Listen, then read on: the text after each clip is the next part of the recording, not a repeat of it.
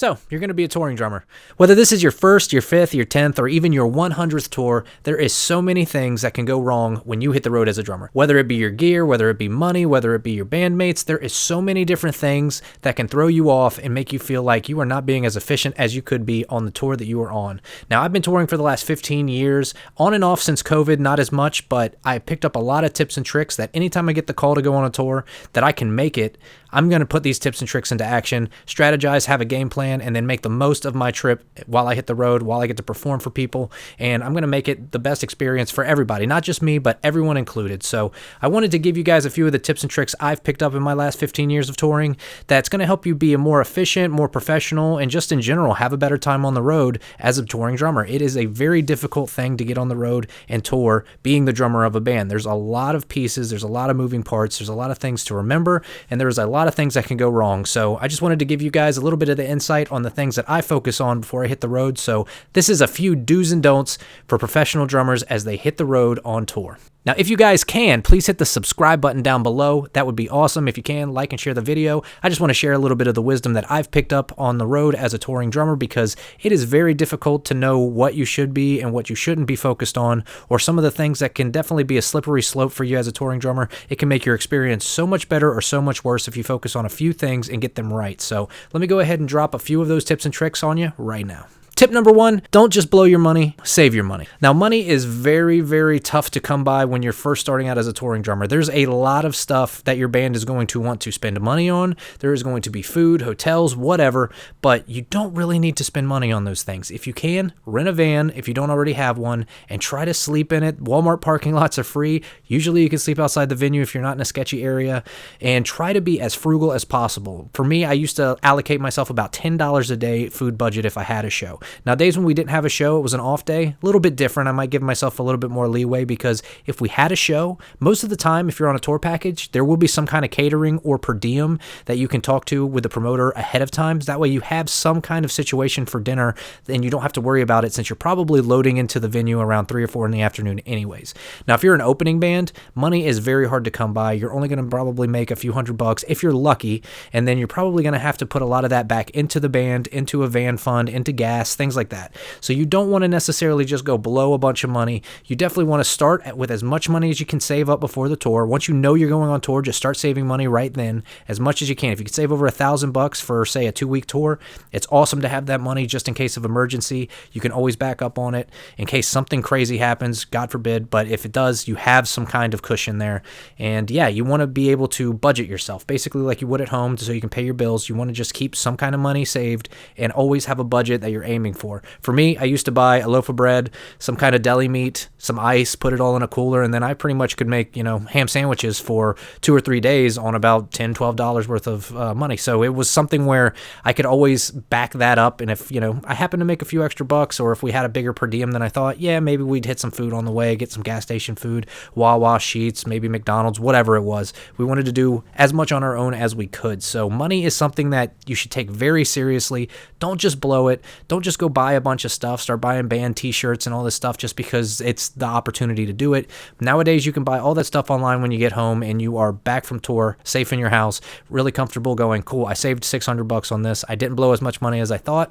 Let me go online and buy some of those merch that I saw from those bands that I enjoyed on the tour. So number one, biggest thing is to save as much money as you can, don't blow it, and try to budget the best way you possibly can. Number two is don't share your equipment. Do keep as much spare equipment as possible. Now, for me, this kind of is a little bit of a give and take, because there's definitely going to be times when you're going to run into somebody wanting to borrow a cymbal stand, or somebody possibly needing to use a hi-hat stand, something like that. Those things are fine as long as you can keep an eye on it. What's tough is if you let people end up using your entire kit the way it's set up. If you let people use your snare, your pedals, your cymbals, just because they're missing one, it's tough. Now, definitely feel it out with the person. If it's somebody you've talked to all day, somebody you possibly know, that's a little different. At least you can kind of back up the idea that if something goes wrong, you know the person enough to be able to speak up to him about it. But if not, I never try to lend out my stuff other than maybe a stand here or there, just because if something goes wrong, you are the one who has to buy something new. You are the one who has to replace it if it ends up getting broken or if it gets lost or if it gets stolen. That has happened to me so many times that nowadays I just keep a complete extra bag of small things like clutches. I have extra toppers for my cymbal stands. I have extra felts, sticks, moon gels, all that stuff, because you never know what's going to go missing. It's crazy the stuff that people seem to take off kits. I've even lost lugs on my pedals before, just little things like that. Now, at the same time, you also want to have a little bit extra stuff like, say, heads and sticks, just because you don't know what's going to break. You don't know the wear and tear that's going to happen. I've gone on tours where literally about 3 minutes into the very first set, my snare head just blows open. I've used duct tape to solve that problem for the show, and then I have to go to Guitar Center the next day. We have to make sure that we go and do that so that I can fix a problem that realistically I probably could have just had an extra set of drum heads, maybe an extra cymbal or two, especially crashes. Hi-hats, you might be all right to just have your normal hi-hats. Very rare that hi-hats get cracked unless you're really destroying them, but crashes, a China cymbal, things like that, depending on what you're playing, splash cymbals, those definitely can get a little wrecked if you're touring pretty extensively, so you might as well have some backups. And again, that kind of goes back to the money situation. If you have extra money, you probably want to go ahead and invest in this gear so you have it, because that's the stuff you would be spending money on anyways. Now, the only problem with having it ahead of time, especially things like cymbals, is that if something terrible happens and somebody steals stuff out of your trailer and your cymbal bag's in there, then you're out of that money as well. So a lot of times I'm either try to allocate a little extra money for the expensive stuff like cymbals. I normally have a spare snare just in case, because I've also had situations where somebody has accidentally grabbed my snare leaving a venue. Suddenly I'm out of a snare. Now I have to go buy one, or I have to borrow one at the next gig. It's just not a fun situation. So if you can, try to just stay away, especially as a touring drummer, try to stay away from sharing gear. Now, if you're at your local show, that's different because you're at home. It's a one-off thing. You, like I said, you know the people who are playing the show with you, something like that. But if you can, try to keep away from that, just because it's definitely something that has too much liability to it. Number 3 is don't party so much, and do get enough rest. Now, I can't stress this enough that there has been so many tours where every night was just a party. Warped Tour, for example, was really tough because we were in a van and trailer. We were playing the Full Sail stage, one of the smaller stages on the tour, and we had about 40 days on the tour, which is awesome, traveling all over the country. And as we were doing that, we started realizing that we didn't really have a personal driver. We had a guy that was allocated for driving, but realistically, he was also up during the tour because it was really hard to sleep. It's in the middle of summer. You really can't go to the van and just take a nap. It's 100 degrees outside. So it was not a comfortable situation for most people to get rest. However, a lot of times we didn't prioritize it. We also wanted to hang out and network. So a lot of times after the shows, when the tour was starting to break down, all the bands were at their buses, everybody's partying, having cookouts, things like that. So a lot of nights when bus call was 1 a.m., we were out there till 1 a.m. drinking, partying, hanging out with all the guys, and then we jump in a van and one of us has to drive to the next venue, which is normally 5-6 hours away, and by the time we get there, it's 7 a.m. and everyone's only got a few hours of sleep, and now a few of us have to go check in 8 a.m. We have to start loading in merch.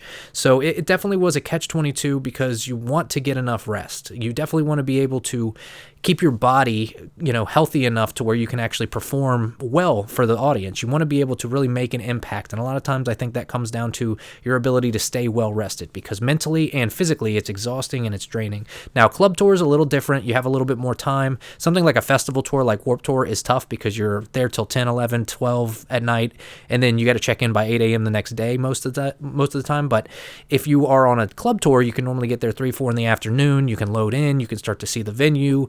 It's a little bit more casual, and then say the show is over by 10 o'clock, you're out of the venue by midnight. You've got about 15-hour turnaround. So a lot of times you can take turns driving. We used to do a 1 tank of gas situation where you basically fill up and you drive until it needs another fill up. And then when that's done, the next person drives. So normally 3.5 hours. And then you can jump in the back into your bunk, and it goes in rotation so that you at least know that after you drive, you can jump in your bunk and get some sleep. Now, again, we were in a van, so a lot of times people were just in a row, or sometimes people doubled up. Some people slept on the floor. We did whatever we could to get into a comfortable space where we felt like we could stretch out, where we could actually get a good night's sleep, even though, of course, that's only about 3-4 hours at a time.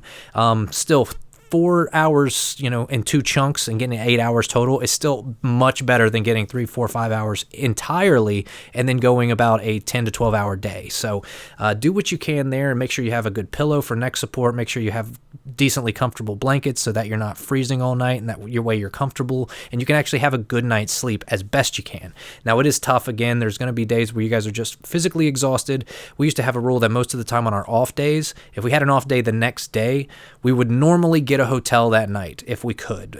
We would try to drive to the city where we had the show the next day on the off day, and then once we got there, we would normally get a good meal, and then we'd probably get a hotel for that night, something really cheap. A lot of times it was a Red Roof or something for less than $100, and we would just cram 6 people in there. At least they could get a good night's sleep for cheap, and it was worth, getting a good shower, everybody being able to go in there and feel like they can be comfortable, they can catch up, they can take a little bit of time to, re-energize. And then the next day, normally the shows were great because we felt rested, we felt like a little bit more spry than we did before. So that's definitely an important thing, is to get enough sleep and to try and stay as well rested and relaxed as you can, because it's very good on the health side of things for you to be able to perform for the audience and maximize your show potential. Especially when you're doing a long tour, definitely prioritize it. It's so much more fun, I know, to go out and party with bands and to blow a bunch of money and go to bars every night, but in the long run, trust me, you want to get some sleep and you'll thank me later. So number 4 is to not neglect your feet, but do pamper your feet. Now, your feet are very important when you're on tour. That is going to be something that you are going to want to make sure you have your feet taken care of. Whether you're guitar, drums, the vocalist, everybody on tour for some reason, it is just a very painful and demanding thing when you are walking around, whether you're loading in your equipment, climbing upstairs, playing the concerts. There's just always kind of this issue with your feet getting tired. And it's for something for me, I still actually bring slippers. Normally I have some kind of a slipper that has a cushion or a memory foam on it because it is just so much more comfortable to walk around in a venue, or when you're having to load out through gravel, dirt, whatever it is. It's so much nicer to be able to take off a sweaty pair of shoes, let your feet air out, because it seems like there's just, maybe it's back to where people in World War II and stuff like that were really talking about, you can get trench foot, things like that. There's something about just having sweaty, exhausted feet that just takes you entirely out of the game, makes you miserable from start to finish. I don't know why. Normally you can start the day clean, good pair of socks, get the day going, but as soon as you play that show, I normally take my shoes off and put on slippers or have a separate pair of shoes, maybe running shoes, something that has a lot more support. That way it keeps my posture nice. I don't feel like I'm slouching. I don't feel like I'm letting my muscles kind of ache or be in a bad position, or don't feel like they're not being taken care of. They can't breathe. There's a lot of different factors there, but for some reason, it all seems to stem with your feet. When your feet are hot, sweaty, gross, tired, you just feel the same way. So I can't stress that enough, because I felt like that was something that secretly was a huge help for me every time I go on tour, is I always bring an extra pair of shoes or two and some slippers, because just being able to feel relaxed and feel comfortable, like I'm kind of hanging out in my own house, even if I'm at a venue, was so nice. It's not something that necessarily always is going to feel like it makes a big impact every single night, but there's going to be, after about 3-4 days of you wearing the same nasty pair of shoes, you're not going to want to put them on. Like, you're just going to want to let them air out, just give them a little bit of time, throw them in the trailer between gigs, and just, not wear shoes. So for me, instead of not wearing shoes and having people to, smell my nasty feet while I'm on the tour, I try to bring some slippers, because at least that's a courtesy. At least I'm trying to keep my feet from smelling in the entire van, but also still prioritizing the comfort. So yeah, think about slippers or Crocs or something like that, where you can be comfortable on the go while you're on tour, and just prioritize wearing your nice sneakers or your Vans or whatever you're going to play in during the show, during show hours, and then try to have some secondary footwear. All right, number 5 is don't be a diva, but do be a professional. Now, this seems pretty self-explanatory, but let me tell you what I'm talking about, because I feel like a lot of people just miss the mark somehow. By being a professional means, if you are one of the opening bands, or you're not the headlining band, you're not in a major rock band, you're more than likely not the focus of the show. You are not the person most people are coming to see. You are there to support them. And you want to try to be friendly with the people who are running the show, the people running the venue, the other bands. And a lot of times that just means being humble, being understanding, and trying to help out more than it means trying to be kind of full of yourself in a way. So we always had a lot of different rules as a band. Like, if we had a 45-minute set list, we tried to play for about 42 minutes. That way we didn't go over our time, and we weren't even close to it. A lot of times people were very appreciative for us to play 5 minutes shorter than our set list, because that gave them a 5-minute cushion now to breathe a little bit and not be so on the clock between bands.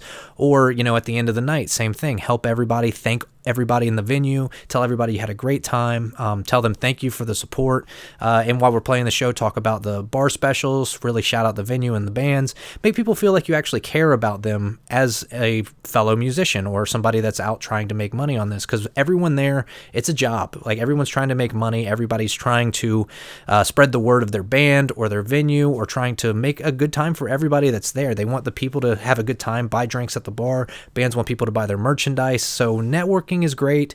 Making people feel like you're having a good time and that you appreciate all the work and everything that everyone's doing in the venue, whether it be the bands, the sound guy, the promoter, the venue staff. Everybody is working, so you might as well thank them all and be as humble as possible. If everyone left having a good time, then we all did our job. And realistically, that was really the overarching goal. It wasn't to get attention. It wasn't for us to look cool. It wasn't anything like that. It was really mainly us just trying to spread our music and have a good time with the people that were there that night. There was a lot of people that I see that seem to make playing in a band about them. Now, if you're the headliner, I do get it, because you're the name on the bill. You're probably the people that they're coming to see. But at the same time, unless you're in a really big band that's been around for 10, 20 years, even the people coming to see you, they're interested. They still don't want you to be a diva. They still don't want you to be full of yourself. They don't want you to feel like you're cooler or bigger than you really are. You should just be who you think you are and enjoy that they are even here to appreciate what you create, because it's kind of a blessing we get to do that. We get to create music and people come and appreciate it. And that's pretty much the coolest, most intimate thing that you can possibly have in the planet, is being a musician and being able to share it with an audience. So I always say, just be professional, especially as a drummer. Tell everybody, that you appreciate them. Thank you to everybody. Shake everyone's hands. Introduce yourself, and make sure that people know that you don't think you're too cool to go out there and have a good time and be part of a community. Build a community nightly. Every night that you're in that venue, there is a chance to build a small community in that venue of people who should know who you are by the end of the night, specifically because of how cool you were, how friendly and fun-loving you were, and how helpful you were. Like, there's a lot of different people that are going to appreciate different aspects of that. Interact with your fans, interact with the sound guy, tell people that you appreciate the hard work they're doing, tip the bar if you buy drinks, like things like that. It's real easy, but a lot of people seem to expect things. They think they're going to get free stuff. Everybody's doing everything that they want them to do. Everyone's only there for them. Like, that's just a bad mentality. So it will go so much further, and you'll have such a better time if you can just be professional. Don't be a diva about stuff. Take your head out of your ass for a little while and just realize that everyone here is trying to accomplish their dream. Everybody here's got a goal. So if they can help you, you can help them, and you get what you give. So yeah. Well, guys, I hope that helped. That's 5 tips that I've picked up as a professional touring drummer in the last 15 years that I think go a long way. Now, there's a lot more detail that can go into those tips. There's kind of just a broad statement and a little bit of filler information that I kind of relate to, but realistically, everyone's situation is different. But I think as a broad generalization, these are great ideas for you guys to start with, because everybody has a different approach to the way they tour. Everybody has a different approach to what they think the goal and the dream is. So if you guys can pinpoint the certain aspects that you are focused on and make a game plan going into it, and try to be humble, try to be hardworking, try to be strategic, and you can probably get pretty far being a touring drummer. So yeah, hopefully you guys have some success, and hopefully I'll do some more videos like this where I can spread some wisdom on some of my experience. I've toured a decent amount in the last 15 years, a lot of different tours, and I seem to be able to have a good time and be effective as a touring drummer, be helpful, be astute, and seem to have my stuff down. So I think a lot of times that comes down to my ability to game plan and strategize before I jump on the tour or before I meet the band. And then, yeah, I can actually maximize everything that I can do to be as effective as possible. So yeah, and if you guys can, again, please subscribe to the channel, like and share the video. It goes a long way. But until next time, I will see you. Peace out.